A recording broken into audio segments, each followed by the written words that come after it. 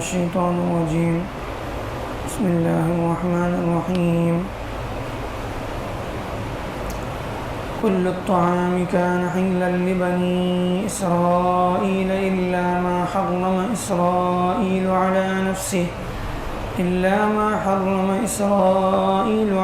نفسه من قبل أن تنزل التوراة قل فأتوا بالتوراة فاتلوها إن كنتم صادقين فمن افترى على الله الكذب من بعد ذلك فأولئك هم الظالمون قل صدق الله فاتبعوا ملة إبراهيم حنيفا وما كان من المشركين.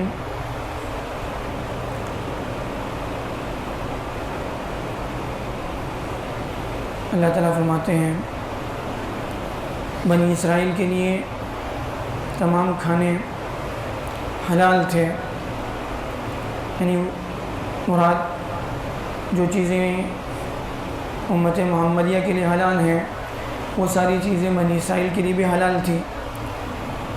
ہاں مگر وہ جس کو یعقوب علیہ السلام نے اپنے اوپر حرام کر دیا تورات کے نازل ہونے سے پہلے،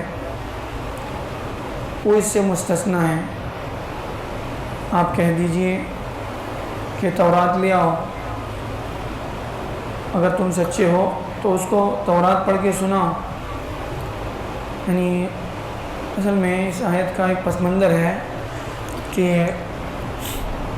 یہودی اللہ کے نبی صلی اللہ علیہ وسلم کے پاس آ کر بہت سارے اعتراضات کرتے تھے، تو اس میں ایک اعتراض ان کا یہ بھی تھا کہ آپ کہتے ہیں کہ محمد صلی اللہ علیہ وسلم جو ہے وہی دین لے کر آئے جو ابراہیم علیہ السلام لے کر آئے، موسیٰ علیہ السلام لے کر آئے، سارے نبی وہی جو ہے ایک ہی یعنی دعوت لے کر آئے، تو پھر آپ نے بہت ساری وہ چیزیں حلال کر دی ہیں جو ہماری شریعت میں تو حرام ہے. حضرت ابراہیم علیہ السلام کی شریعت میں تو حرام تھی، آپ نے کیسے اس کو حلال کر دیا؟ حالانکہ تمام نبیوں کے یہاں جو ہے وہ چیزیں حرام ہیں. جیسے بنی اسرائیل کے یہاں جو ہے اونٹ کا گوشت انہوں نے حرام کر لیا تھا، بس بہت ساری وہ چیزیں جو پاکیزہ چیزیں تھیں، لیکن فَبِظُلْمٍ مِّنَ الَّذِينَ هَادُوا کہ یہودیوں نے بہت سارے جو ہیں گڑبڑیاں کی، اس کی وجہ سے اللہ تعالیٰ نے ان پر بعض یعنی حلال چیزیں بھی حرام کر دی تھی ان کی بدعمالیوں کی وجہ سے. تو بنی اسرائیل اسی کو لے کر جو ہے اللہ کے نبی صلی اللہ علیہ وسلم پر اعتراض کرنے کے لیے اس کو بہانہ بنا دیا کہ آپ جو ہے کہتے ہیں کہ آپ ملت ابراہیمی پر ہیں، تو آپ نے یہ سب کیسے حلال کر دیا؟ جو چیزیں ابراہیم علیہ السلام نے حرام کر دی تھی ہماری شریعت میں حرام تھی. تو اب اس کا جواب دیا جا رہا ہے کہ نہیں، بنی اسرائیل میں وہ ساری چیزیں حرام نہیں تھیں جو آج یہ لوگ حرام کہہ رہے ہیں.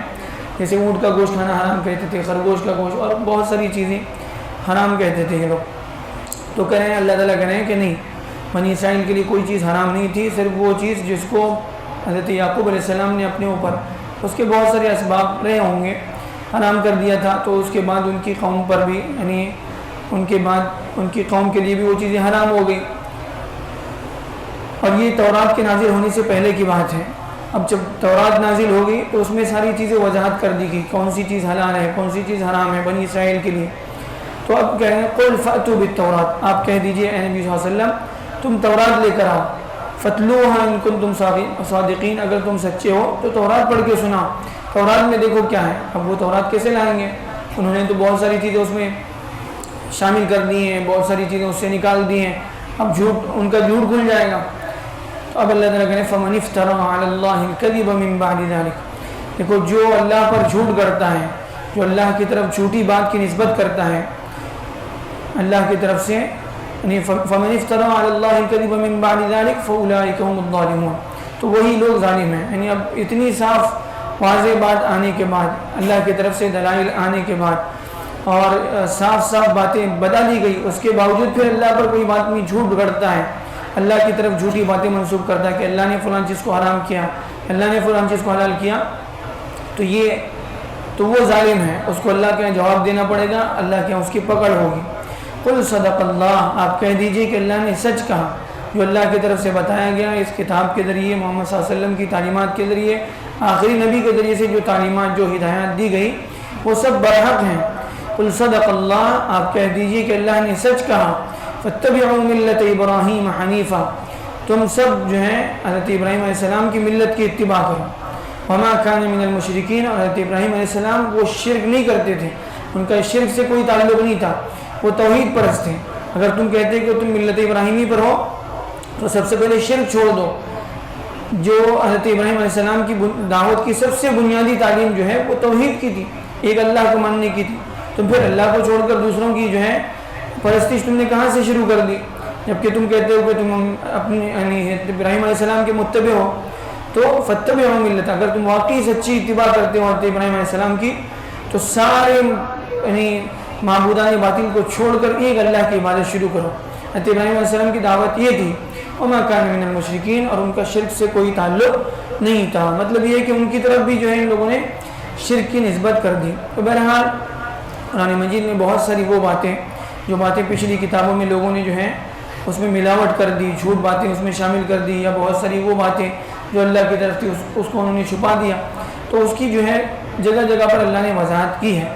تو یہاں پر بھی جو ہے اللہ نے اسی یعنی پس منظر میں یہ آیتیں بھی جو ہیں نازل ہوئی تھی۔ اللہ تعالیٰ جو ہے ہمیں آیتوں سے صحیح سبق لینے والا بنائے۔